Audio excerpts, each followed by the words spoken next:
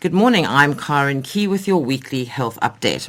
Well, the holiday season is fast approaching, and given the country's appalling annual road death statistics, in fact, South Africa is now the world's worst drunk driving country, which is absolutely horrendous.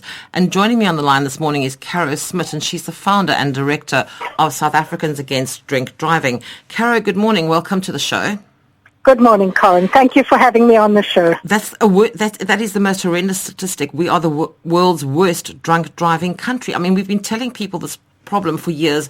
You sort of wonder, is nobody listening? You know, they don't seem to be, but the whole thing, Karen, is people's behavior only changes if they're scared of the legal and the financial repercussions. So it's no use Department of Transport saying, people, please behave. Because people will only behave if they're made to behave.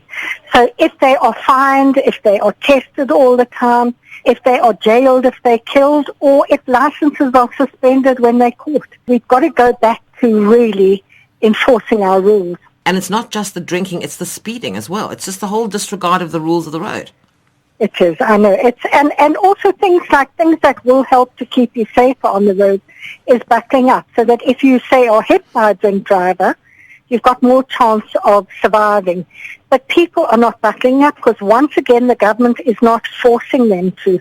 So it's a disregard, overtaking on dangerous places, unroadworthy vehicles, being tired, and also texting. Have you noticed how many people are talking on cell phones or texting when their eyes are looking down for 5 to 10 seconds?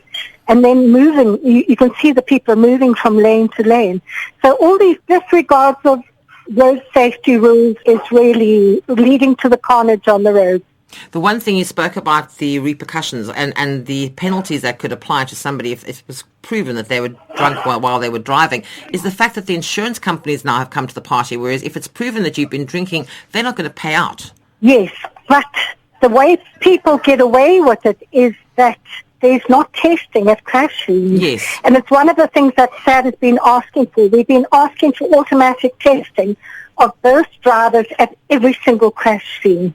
Because at the moment what happens is the tow truck vehicles, private ambulances go and they quickly pull the people away before the police come and before they're tested. Because if they are found to be under the influence, insurance doesn't pay out and medical aids don't pay out.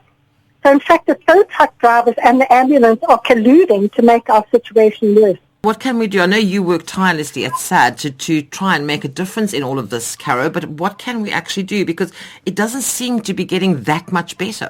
I don't know. It's a matter of everybody being absolutely outraged by what's happening. By joining organizations like SADD so that we can send out DVDs for education. But I think even more than that, Karen, I think what we've got to do is we've got to start really speaking to our politicians, speaking everywhere, and just really pushing them to enforce the laws. But I mean, I went to a conference the other day, and people from transport were standing up and they were making jokes about road safety. So right from the top, there doesn't seem to be a sort of seriousness or understanding of how serious the situation is in South Africa. So that is one of the big problems. The political will is not there. So we have to really try and force Parliament and our politicians to take road safety more seriously. Because, I mean, it's costing our country hundreds of billions every year, let alone the incredible hurt and harm and emotional problems it causes for families. The other thing now, Caro, as well, is that it is now a law that babies and children have to be buckled in and strapped into car seats and all that sort of thing. Because, I mean, a lot of the tragedy as well is if in an accident, the adults might come out relatively okay in some cases. But if that child isn't strapped in, that child becomes a projectile through the window. Absolutely. And, you know, the thing is, we need to do something like have some test cases that if a child is killed, that the parents are then not charged with culpable homicide because they know the child should be strapped in.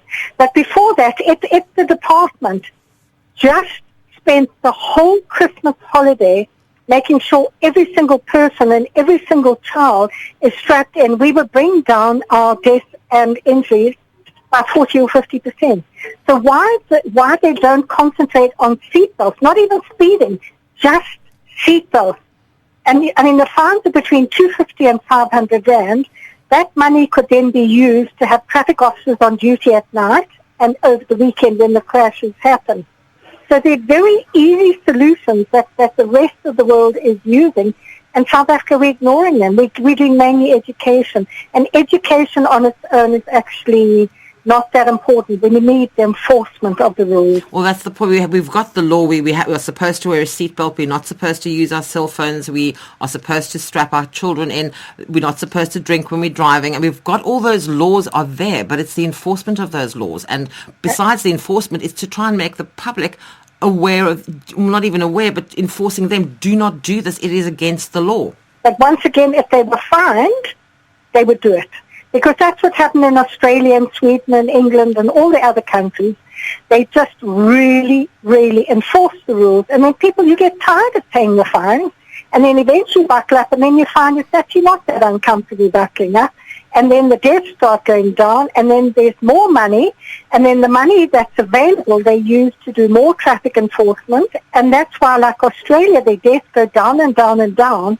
Whereas for South Africa, our road accident fund is actually bankrupt because we are paying out so many millions and millions and millions of rands and claims, and they can't keep up. Well, in Cape Town, the traffic department has said they've got a zero tolerance for any of these lawbreakers this festive season. And I rather like their slogan. It is, "Are you going out tonight? So are we." And I thought that was great. So, you want to go out and you want to do something, you're going to get caught. Wonderful. The Western Cape are certainly setting a very good example. And we just wish that the rest of the country would follow what the Western Cape are doing, because they are really being a lot more effective than any of the other provinces.